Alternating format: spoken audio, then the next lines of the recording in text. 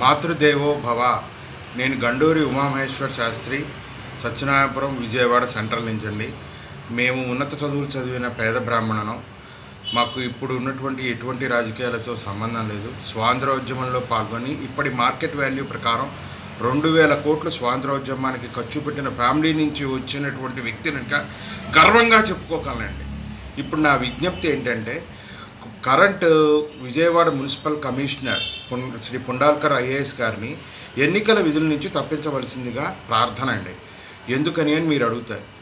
ఆయన ఒక civil servant అనే విషయాన్ని మర్చిపోయి, ఐఏఎస్ ఆఫీసర్ అనే విషయాన్ని మర్చిపోయి, వైసీపీ పార్టీ ఏజెంట్ కింద మిస్టర్ పూనూరు గౌతమ్ రెడ్డి యొక్క సర్వెంట్ కింద ఆయన బిహేవ్ చేస్తున్నారండి. అందుకని ఇటువంటి వ్యక్తి యొక్క ఆధ్వర్యంలో ఎలక్షన్స్ జరిగితే ఫ్రీ అండ్ ఫెయిర్ ఎలక్షన్స్ జరగవండి. ఒక వ్యక్తి యొక్క హక్కుల్ని, రాజ్యాంగ హక్కుల్ని కాపాడలేని వ్యక్తి ఇంతమంది ఓటర్ల యొక్క వ్యక్తుల యొక్క రాజ్యాంగ హక్కుల్ని ఏం కాపాడగలరండి ఆయన? మీకు ఉదాహరణ చెప్తాను. మీ అందరికీ తెలిసిన విషయమే. పూనూరు గౌతమ్ రెడ్డి గారు YCP leader, Satyanarayanapuram Vijayawada central.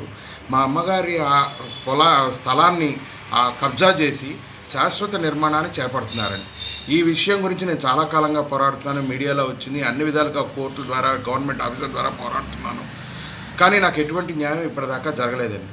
ఈ ప్రాసెస్లో నా కుటుంబ సభ్యుల్ని ఇద్దరిని పోగొట్టుకున్నానండి. న్యాయం కోసం పోరాడుతూ ఇద్దరు అకారణంగా పోగొట్టుకున్నానండి. ఎంతో సంతోషంగా ఉన్న ఫ్యామిలీలో 2 బాధాకరమైన సంఘటనలు కూడా జరిగాయి. నేను ఈ ప్రాసెస్లో అలా అక్రమ నిర్మాణం కడుతున్నారని మున్సిపల్ కమిషనర్ గారికి విజ్ఞప్తి పెట్టానండి. No action. నేను ఒక ఆర్టీఐ అప్లికేషన్ పెట్టానండి. No action.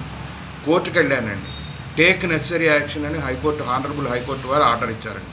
ఆ ఆర్డర్ని ఆయనకు వాట్సాప్లో తెలియజేస్తూ పూనూరు గౌతమ్ రెడ్డి గారికి సంబంధించినటువంటి ఒక వైటల్ ఇన్ఫర్మేషన్ మార్కెట్లో లేనిది ఆయనకి షేర్ చేస్తూ తక్షణం చర్య తీసుకోవాల్సిందిగా ప్రార్థించాను.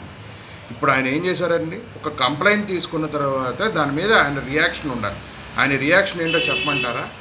నేను కంప్లైంట్లో ఏదైతే ఇచ్చానో ఆయన మా పూనూరు గౌతమ్ రెడ్డి గారి క్యాండిడేట్స్కి ఇచ్చేశారు కంప్లైంట్.